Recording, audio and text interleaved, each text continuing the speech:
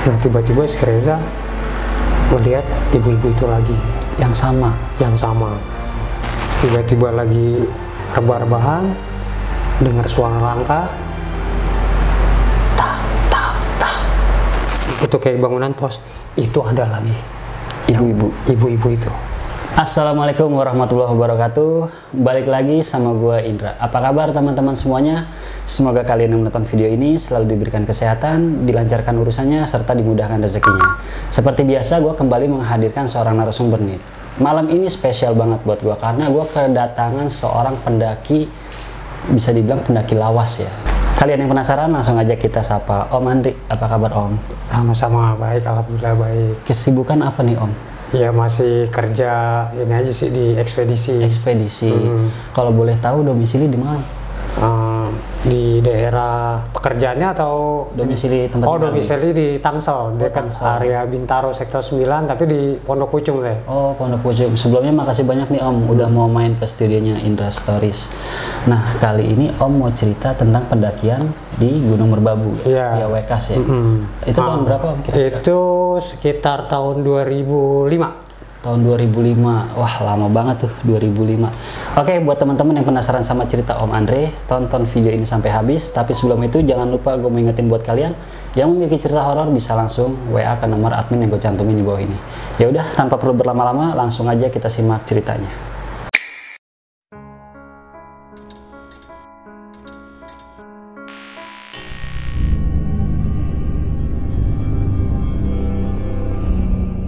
Ada nggak sih hal-hal yang ganjil di dalam itu? Nggak boleh cuci muka di dalam ya, berarti harus dibawa keluar ya, kayak nebas atau ngebabat gitu ya.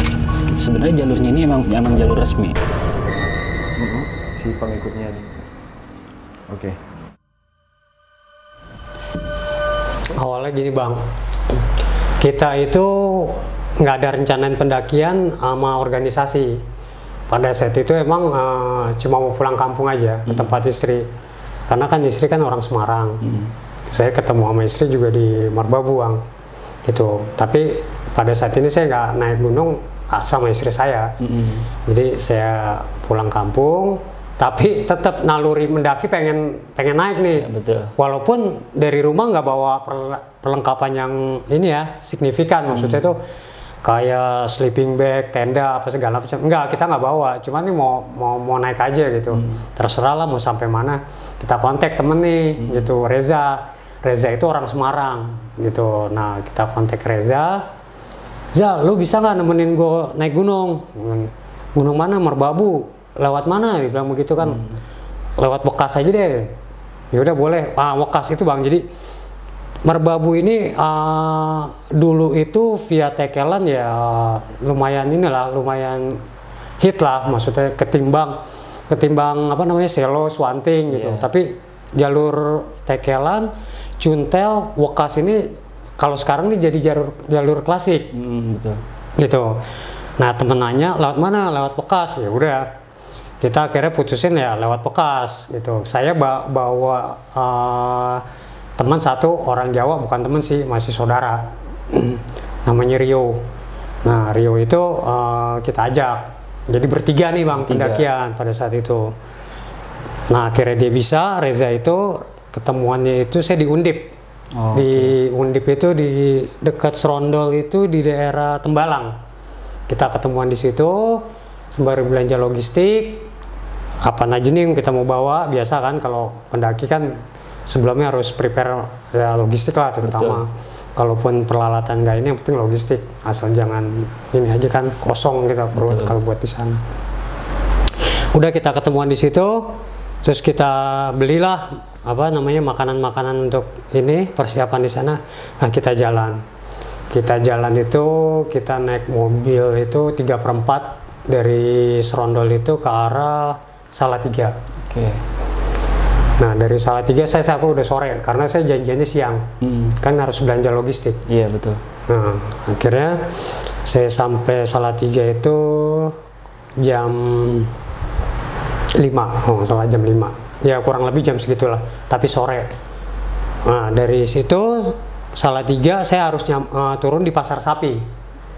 Dari Pasar Sapi saya tanya lagi, katanya mobil yang mau ke arah Magelang udah nggak ada kalau jam 5 itu. Tuh. Nah, tapi untung kita tanya-tanya, ada satu nih mobil, tinggal satu-satunya yang mau arah pulang ke Magelang. 3/4 juga, gitu kan. Akhirnya kita naik pada saat itu. Nah, udah gitu, dia cuma sampai Kopeng. Oh, oke. Nggak sampai Magelang. Nah, sedangkan kalau kita mau ke Wekas itu, kita tuh harusnya turunnya itu ada namanya desa dekat Ngablak. Ngablak itu desa apa ya, antara perbatasan sama Magelang sama Semarang gitu. Nah, akhirnya saya turun di Kopeng itu sudah malam, jam-jam 6:30 atau jam 7 itu udah gelap, udah nggak ada ojek, udah nggak ada apa gitu kan. Sampai sini aja kalau mau nyambung ya mau ojek, kata keneknya gitu lah. Nah, saya turun nyari ojek nggak ada.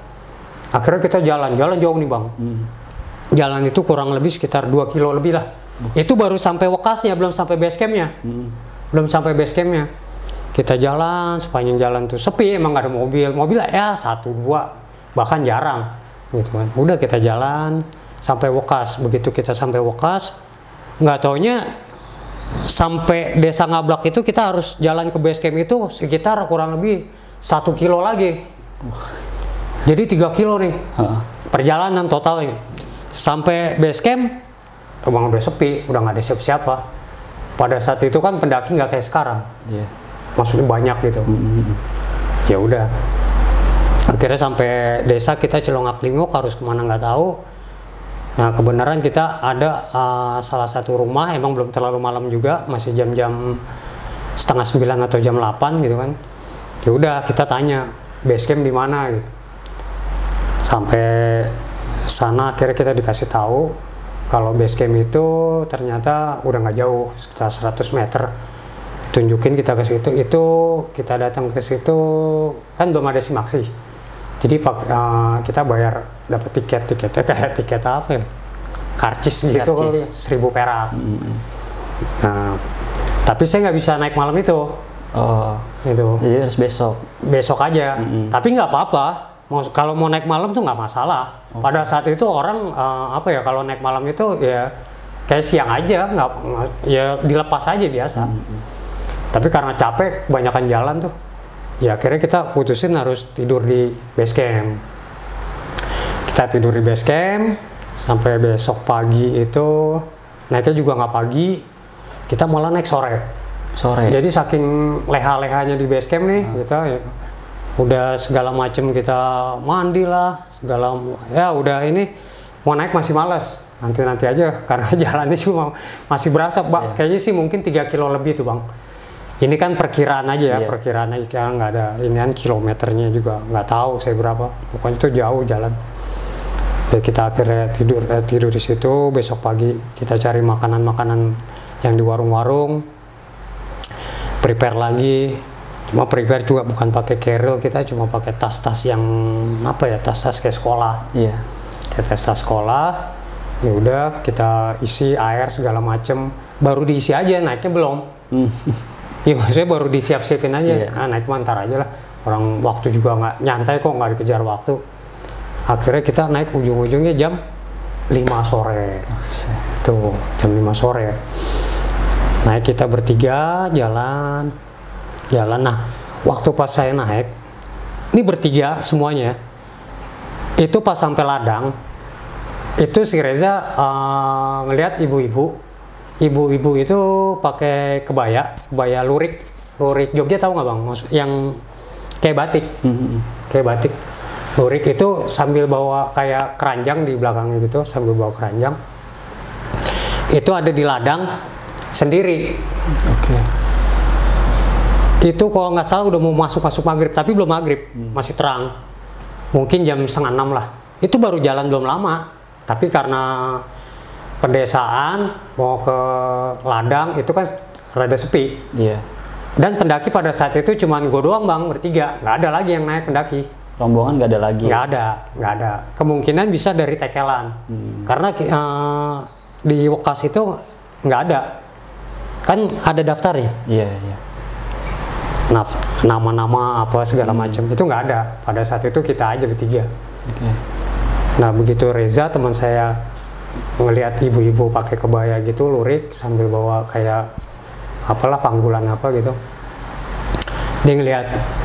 Nah pas simpang si ibu-ibu itu belok, kita juga ngelihat nih bertiga gitu, kita juga ngelihat bertiga, kita belok simpang. Kalau jalurnya itu kalau dari Wekas habis dari ladang itu ada simpang itu simpang yang mau ke ladang-ladang desa, maksudnya orang-orang desa situ.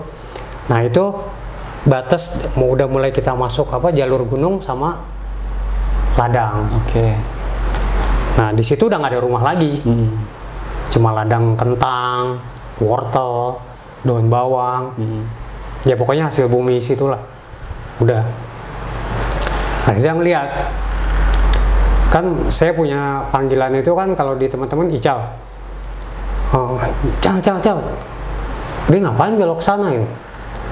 Ya nggak tahu, mungkin kan biasa kalau di gini, kalau di di ladang itu kayak ada gubuk.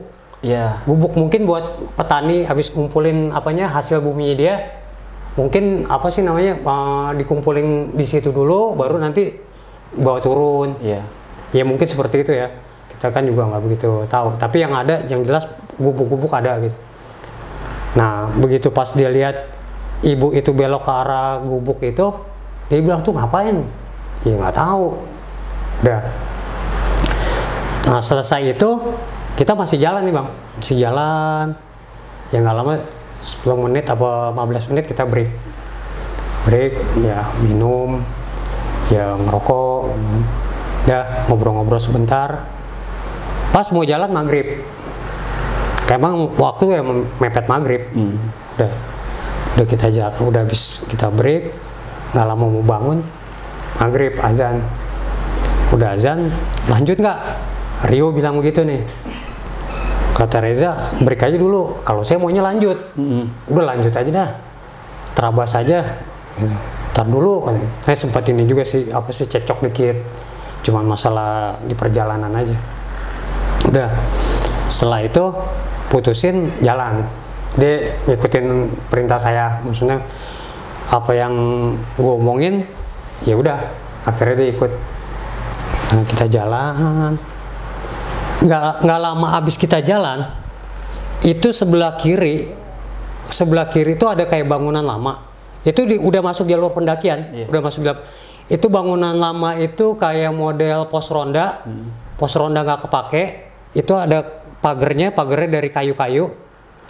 Nah, itu rumahnya itu bentuknya kayak apa ya? Kayak pos ronda pos ronda. Ya pos ronda lah gitu lah. Saya juga ngingetnya sedikit lupa. Nah, kita berhenti di situ. Kita berhenti di persis pos ronda itu karena di pagar kayu itu, tapi kita nggak masuk ke pagernya, cuma di luarnya aja. Gitu, cuma di luarnya. Udah kita duduk di situ ngobrol. Nah, makin lama makin larut. Udah mulai hening. Ya udah nggak ada suara apa-apa, maksudnya udah masuk malam. Udah masuk malam, keluarin senter. Masing-masing pegang senter satu. Udah kita jalan. Nah nggak lama habis jalan itu si Reza itu bilang lagi, Cal tuh ibu-ibu yang tadi ke senter nih sama dia. Saya posisi di belakang, ke senter sama Reza. Dia teriak begitu tiba-tiba, Cal itu ibu-ibu yang tadi tuh, ibu-ibu yang tadi. Dia bilang begitu kan. Udah, dengan kagetnya kita nih bertiga berhenti dong. Mau ngapain ibu-ibu yang tadi? Udah kita berhenti dulu nih bang, berhenti. Abis berhenti, kita lihat nih ibu-ibunya nih, itu nggak bawa senter. Nggak penerangan nggak bawa si ibu itu ya, nggak bawa penerangan. Maksudnya gini, logikanya dalam keadaan malam di hutan nggak ada penerangan, dia kok bisa apal jalannya gitu. Itu udah masuk jalur gunung ya, bukan jalur ladang, jalur ladang. Udah begitu pas si Reza ngeliat gitu teriak, ya kita diem dulu dong, diem. Nggak lama belok hilang, bukannya hilang, ya nggak tahu kemana gitu. Tapi kalau dilihat sih nggak, ya bukannya kita ngelihat penampakan kakinya ngambang gitu, enggak, maksudnya wujud ini aja, wujud orang biasa, wujud orang biasa. Udah kita jalan, enggak, kalau di Bekasi itu kan posnya ntar ketemunya langsung di helipad. Di helipad itu kalau dari Tekilan itu dia pos 5. Pos 5. Jadi tembusnya itu dia sedikit lebih singkat jalurnya kalau dari Ukas tuh. Kalau dari Cuntel ketemunya di Menara, pos Menara. Pos Menara. Nah, kalau dari Ukas ketemunya di helipad pos 5. Nah, kita itu sampai helipad itu jam 11 mungkin. Udah malam juga ya Om? Udah malam. Udah, ya kan itu aja kita jalan jam 5. Jalan. Kalau kita kan jalan tuh ritmenya nggak cepat, nggak ngebut gitu. Jadi ya istirahatnya lama lah. Udah kita nggak bawa tenda, cuma bawa matras saja. Orang niatnya juga nggak mau ngecamp lama, cuma karena di bawah terlalu banyak santai, jadi ya udah sampai jam 11 akhirnya kita gelar matras juga cuma 2, jadi matras digabungin ya cukup lah kalau cuma buat bertiga. Udah kita bakar itu apa namanya, bakar parafin, terus ngeluarin logistik, ya kita buat makan seperti biasa gitu. Udah kita tidur, istirahat. Nah malamnya itu ketika kita tidur, suasana udah hening, udah nggak ada apa-apa, cuma dingin, angin, tapi anginnya nggak gede.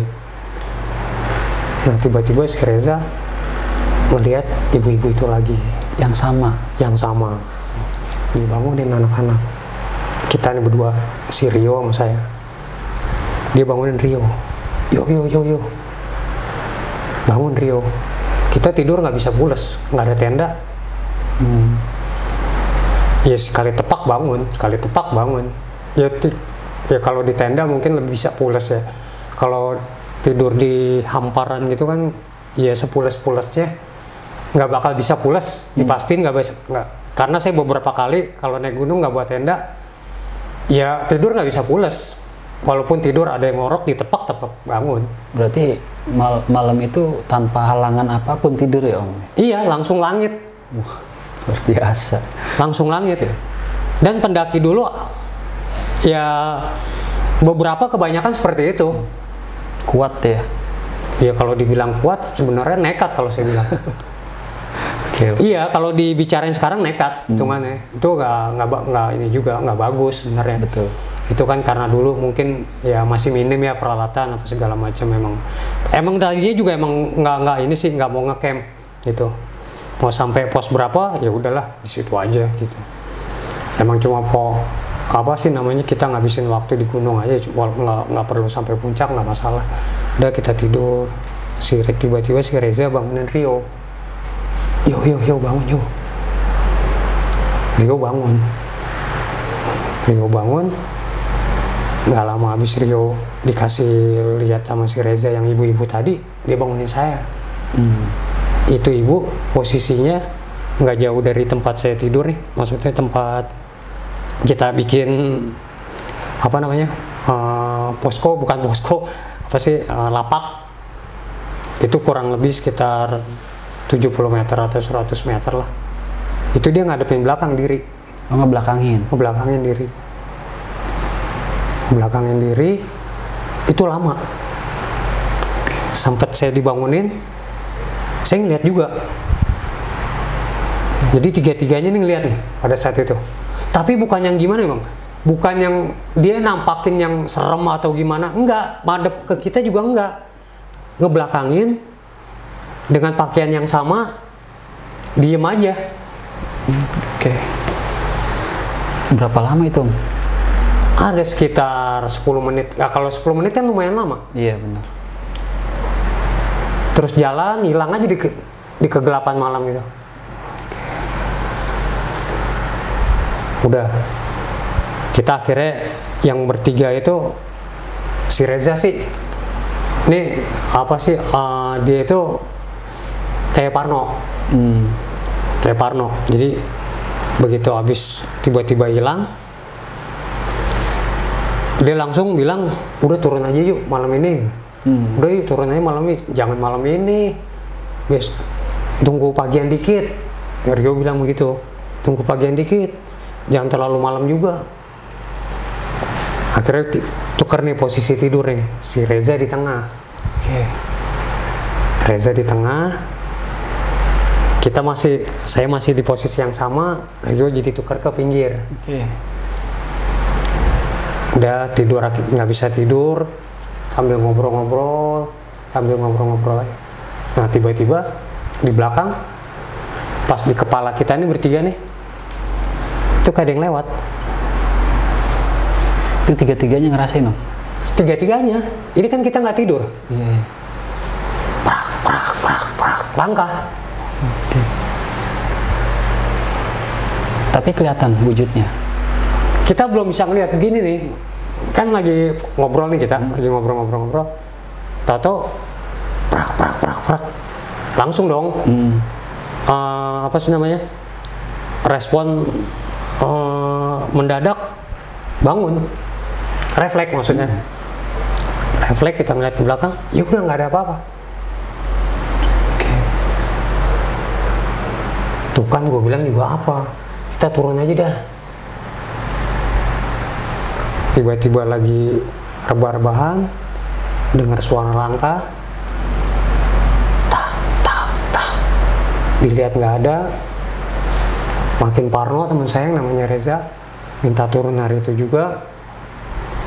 Akhirnya kita turun. Nurutin permintaan Reza. Udahlah turun. Sebenarnya sama nih, mungkin di hatinya saya, teman saya si Rio atau Reza, pada saat itu mungkin takut juga ya. Kita juga takut, Reza juga takut, Rio juga takut. Cuma nggak ada yang ngomong aja. Cuma Reza aja yang selalu ngeluh, turun, jangan lanjutin. Yaudah, kita akhirnya gulung matras, kita ikat, masukin lagi ke tas, kita turun malam itu juga.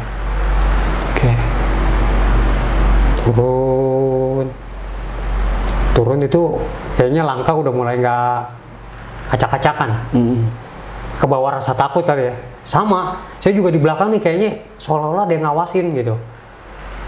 Terus saya nengok ke belakang tapi nggak ada, seolah-olah aja, seolah-olah. Sama Rio juga gitu, tiba-tiba ngeliat ke samping, kayak ada yang ngikutin. Tiba-tiba ngeliat ke kiri, ke kanan, nggak ada yang ngomong sepanjang jalan nih, bertiga nggak ada yang ngomong. Di jalan nih, ntar nengok ke kiri, ntar nengok ke kanan, ntar ke belakang, jalan ya, pokoknya udah terabas aja udah.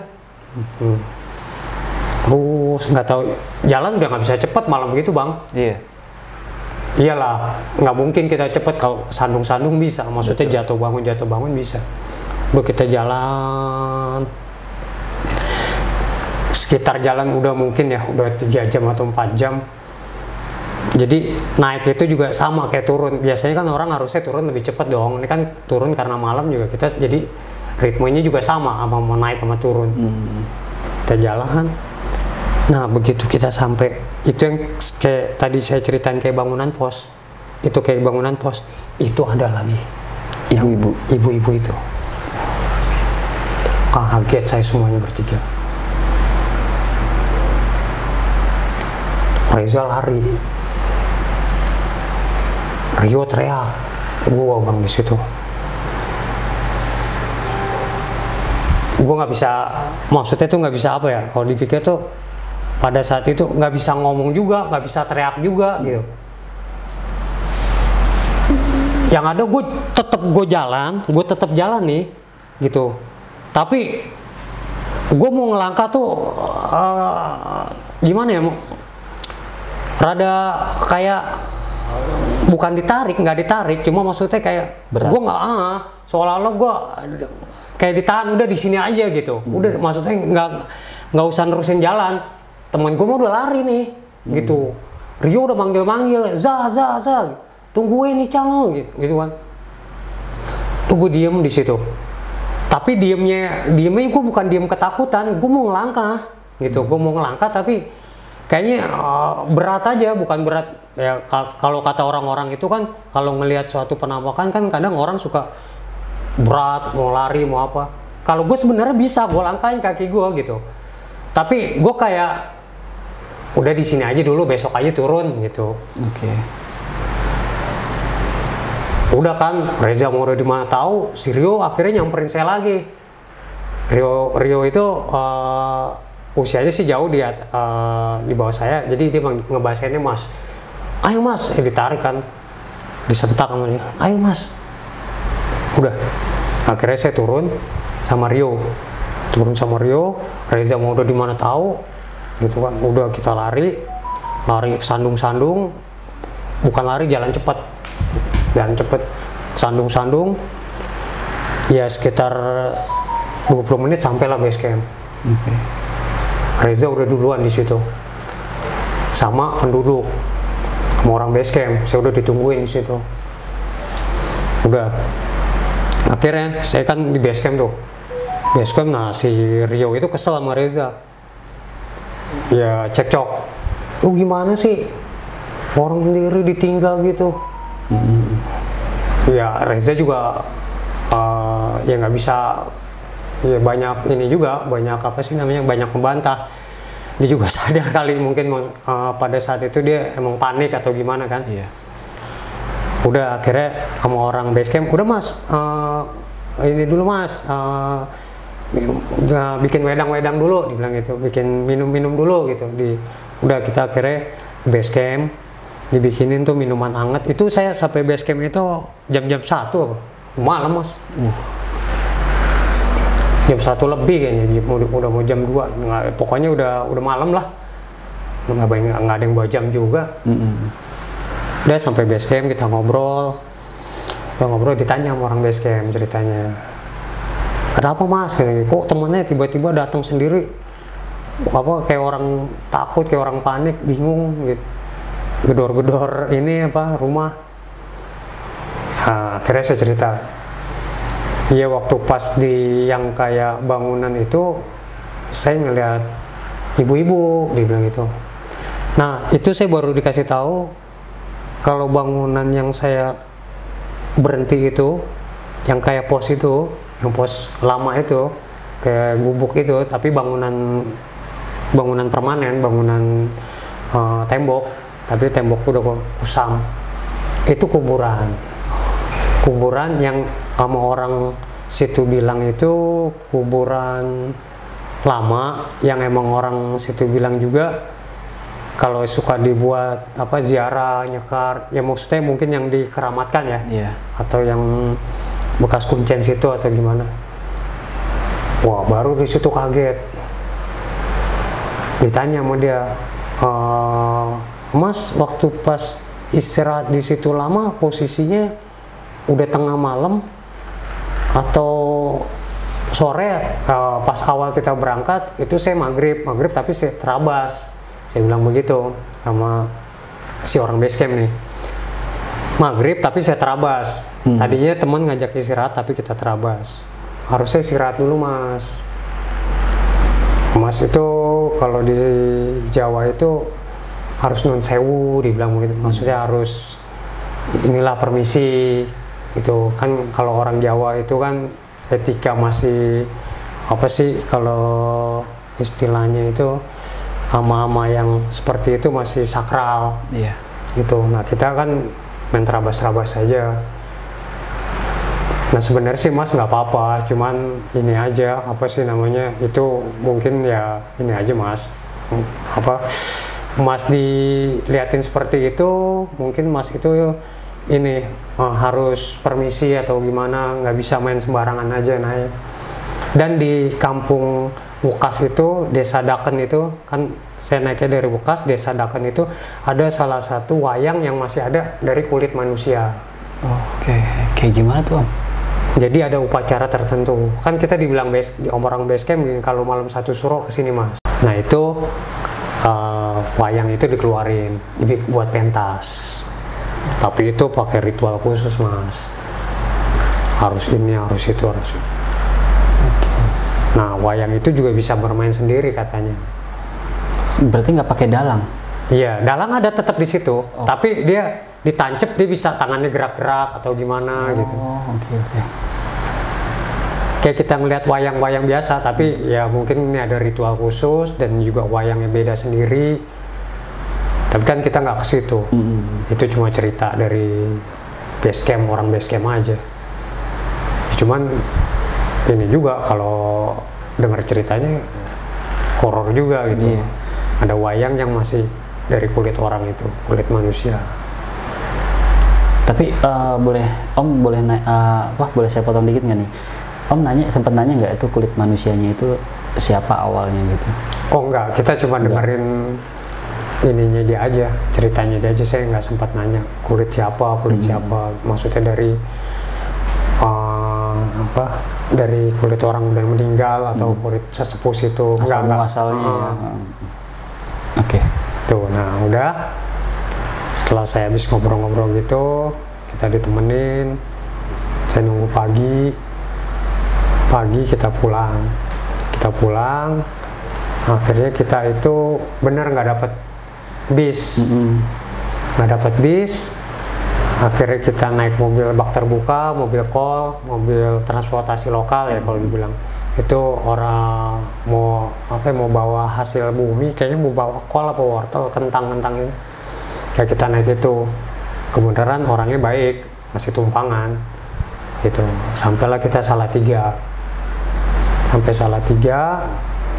terus ke Semarang. Saya bisa di Semarang, saya pulang ke rumah istri saya sama saudara saya Rio ke Tembalang.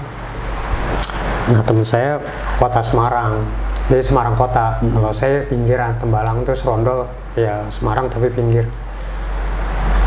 Ya kita pulang selamat, akhirnya kita cerita lagi pas di Jakarta. Oh, berarti teman di Om ini dia ke Jakarta juga? Dia emang sebenarnya rumahnya di Jakarta. Oh, oke. Tapi pada saat itu dia lagi pulang kampung ke Semarang, makanya saya kontak. Oh, jadi bareng ya? Gitu. Okay. Mumpung dia ada di Semarang, gitu. Ya udah. Kan dulu kan saya megang handphone Siemens. Siemens saya dulu pakainya kan pernah pakai Siemens, pakai Motorola, handphone apa namanya GSM zaman dulu yang masih gede-gede, yang masih panjang-panjang, masih ada antenanya. Handphone pisang ya bahasanya. Iya, ada banana Nokia banana gitu. Tapi saya nggak pakai itu, pakainya Siemens sama Motorola sama Asia kalau di Jakarta DKI. Udah, akhirnya kita sampai Jakarta lagi, ketemu, kita ngobrol-ngobrol lagi, ngebahas masalah itu, penasaran siapa sih sosok perempuan itu. Tapi kan kita dikasih tahu juga tuh sama pihak base camp kalau itu ya nggak apa-apa. Ya mungkin ceritanya itu aja yang bisa saya bagi atau saya share ke Mas Indra. Oke. Om, sedikit mau nanya nih Om, dari cerita Om itu waktu pas awal ngelihat perempuan itu semuanya ngelihat ya? Ngelihat, mulai dari berangkat sampai helipad, sampai pulang lagi. Bahkan pas si Reja teriak itu Om ngelihat juga pas udah mulai jalan tuh? Ngelihat. Masih ada di yang bangunan itu. Mungkin Mas pernah kan kalau naik Merbabu lihat via bekas kan ada kayak makam. Betul. Bangunan tua memang. Nah, ya itu di situ. Iya, betul. Adanya di sebelah kiri jalur kalau kalau mau naik. Kan tuh kayak ada, nanti sebelumnya ada lapangan, kayak lapangan kecil, terus ada pipa tuh. Iya. Pipa yang buat aliran air keluarga. Betul. Nah, di situ. Iya, itu memang batas ya Om ya, batas antara jalur pendakian dengan ladang warga. Betul. Nah, kalau sekarang tuh di bawahnya ada ojeknya Om. Oh gitu. Di bawah makam itu. Kalau dulu mungkin Om jalurnya udah dicor belum? Oh belum. Kalau sekarang kan udah. Cuma lumayan sih jaraknya jalan memang dari base camp ke makam itu lumayan. Ya itu saya waktu itu ngerasain ya seperti itu. Bahkan dari bawah, dari jalan raya Magelang, Salatiga Magelang tuh, dari situ saya udah jalan. Bahkan bukan dari situ lagi, dari Kopengnya. Enggak, saya bilang 3 kilo lebih, nggak mungkin 3 kilo. Iya. Kan lumayan jalurnya itu. Gila. Oke, nah sama ini Om, Om ngelihat nggak sih wujud wajahnya tuh kayak apa gitu? mulai dari berangkat sampai saya di pos 5, sampai di helipad, sampai turun lagi, itu dia nggak pernah ngadepin ke kita. Selalu ngebelakangin. Selalu ngebelakangin ya. Berarti selalu ada di depan ya? Selalu ada di depan, betul. Itu kayaknya sih mungkin wanita-wanita atau ibu-ibu parubaya lah. Nggak tua juga, nggak muda juga. Kalau tua kan bungkuk atau gimana, ini nggak normal. Normal ya? Normal, tapi ya itu bodinya selalu adanya di belakang, anak-anaknya di belakang kita. Selalu ngebelakangin. Tapi dia kayak ini nggak sih Om? Kayak nuntun jalan gitu? Enggak, tiba-tiba ntar yang kita lagi jalan, ya kayak pertama kita jalan, tiba-tiba ada di depan. Terus kita begitu habis lewat makam, tiba-tiba ada di ujung jalan, ujung jalur, jalur trek. Oke.